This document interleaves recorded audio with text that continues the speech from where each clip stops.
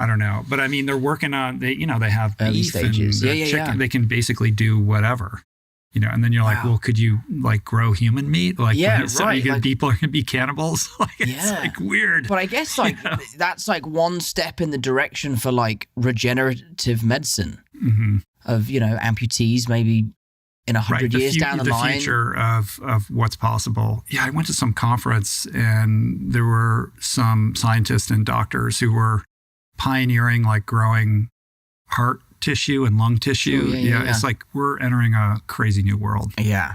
I think skin grafts and stuff like that will change. And we work with a charity called Deborah in the UK, and their American equivalent is called EBRP.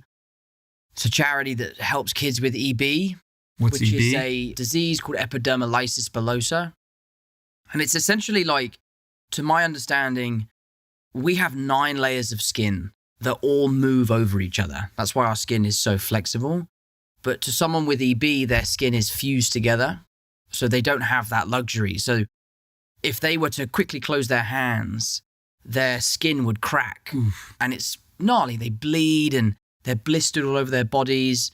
They have terrible health complications down the line, and their life expectancy is very short. The benefit to EB, though, is that there's only one degenerative gene, whereas with cancer, there's hundreds of thousands of genes that can go wrong. So EB is at the forefront of gene therapy. So when all these people are trying to use gene therapy to kind of change the world, EB is the one that they're trying to solve because they know what the defective gene is. And they've now got these topical treatments and all sorts of different things that are working, that are like making a difference. Wow. And there's no cure for it yet, but they are on the precipice of curing it. And when they cure it and they unlock that technology, that will change the world. That's cool. Yeah, it'll be crazy.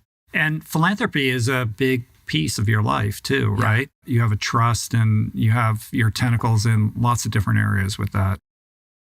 So for me, what I love about the Brothers Trust, which is really the thing I'm most proud of, is the ability to be boots on the ground and see the difference that is made by helping these different people and raising awareness for certain things like EB. No one knows about it. Yeah, I've never heard of it. No one's ever heard about it. So I love being able to bring attention to things like that and all that sort of stuff. And I love being able to see the difference that we make as a trust. We've traveled to see the different charities and I love it. I really find it to be something I'm super passionate about. And my mum, God bless her, she's an absolute saint. She runs the whole thing. This is like a family enterprise, right? Yeah. So my brothers and I are kind of like the face of the operation. And then my mum is the engine and she runs it. And, cool. and it's a full-time job for her. And she's great. We couldn't do it without her. I'm curious about your relationship with your own potential for transformation, because you've put alcohol in the rear view, this thing that was problematic, that was challenging and difficult for you to let go of, right? Those experiences are transformative in and of themselves because they give you this sense of possibility and potential when you unleash something latent like that, right? What's currently challenging you or tripping you up now that maybe you need to look at or address? I think the biggest thing that I'm facing right now, which is without a shadow of a doubt, the most first world problem that anyone has ever experienced, is the power of choice. And it comes down to Spider-Man. When I signed my contract for Spider-Man 1, I signed a 6-picture deal. I was 18 years old. I was more excited than I'd ever been about anything ever. And for the last 10 years, I have been at the beck and call of Marvel and Sony. And proudly so. It's been the best experience of my life. I'm now at a juncture where I can say no.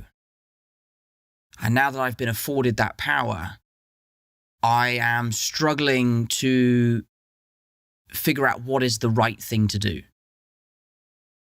It's meant I've had to put my foot down in certain instances, which I haven't been allowed to do in the past. And I think the learning curve that I'm on right now is dealing with that new sense of power, making sure that I don't abuse it, but making sure that I do the best thing for me rather than for the studio, and really the best thing for the character. I don't want to make another movie for the sake of making it. The studio wants you to make another Spider-Man. Oh, yeah. Yeah. Yeah, they do. And I want to make another one. I want to make many more, but I want to do it for the right reasons. And now, like I said to you earlier, sometimes I miss the day when getting the job was the win. I am navigating and figuring out what having that kind of power means and that responsibility. Yeah. And I'm figuring it out. And I'm speaking to people and asking questions. And, you know, I've been speaking to Downey a lot, especially about him making his return, which is super exciting. He's back. He's gone on that exploration and he still came back to do more. That was a tough secret to sit on because I have a reputation for ruining things and I strategically have done no press. You're a little loose-lipped around MCU secrets. Yeah. Yeah. I guess in terms of challenges or things that I'm dealing with, that would be it. And I'm by no means complaining. It's a wonderful place to be. But it is something that keeps me up at night and I'm constantly thinking of like, is this the right thing to do? Am I going to do justice to the character? Am I going to do justice to the fans? I definitely don't want to just make a movie for the sake of it because that's not what Spider-Man represents. So yeah, it's a complicated one. That is complicated. It's going really well though. Yeah, it is. This is what we call a high quality problem. Yeah. You know, it's like Cry Me a River, right? But it's a problem nonetheless. And it's a huge decision that has, you know, kind of downstream implications for a lot of people, right? And also interesting to me because I've heard you talk about being sort of an unrepentant people pleaser, right? And so it's confronting you with your innate people pleasing tendencies to try to make a decision outside of that is not only in your best interest, but in the best interest of the franchise and, you know, what is in service to this character that's much larger than you and what you want to do. And the fans as well. Like, I owe everything to the fans of Marvel and myself. They've been so kind and generous to me. Like after Civil War came out, I felt like Civil War was my audition to the world. Like I'd gotten the part of Spider-Man. I did the film with the Russo brothers and that came out. And that to me felt like my, will you embrace me as Spider-Man? And they did. And I'm so grateful that they did. And I feel like I owe it to them to give and deliver the best version of what the next chapter for Spider-Man looks like. And I think that's really important. And I think the creative integrity for something like that is really important. And the studio is on board and supportive and really collaborative. And I've been so blown away by how welcoming they've been into that creative room. But, you know, we're working now with the pedal is to the metal. We're trying to get it going as soon as possible.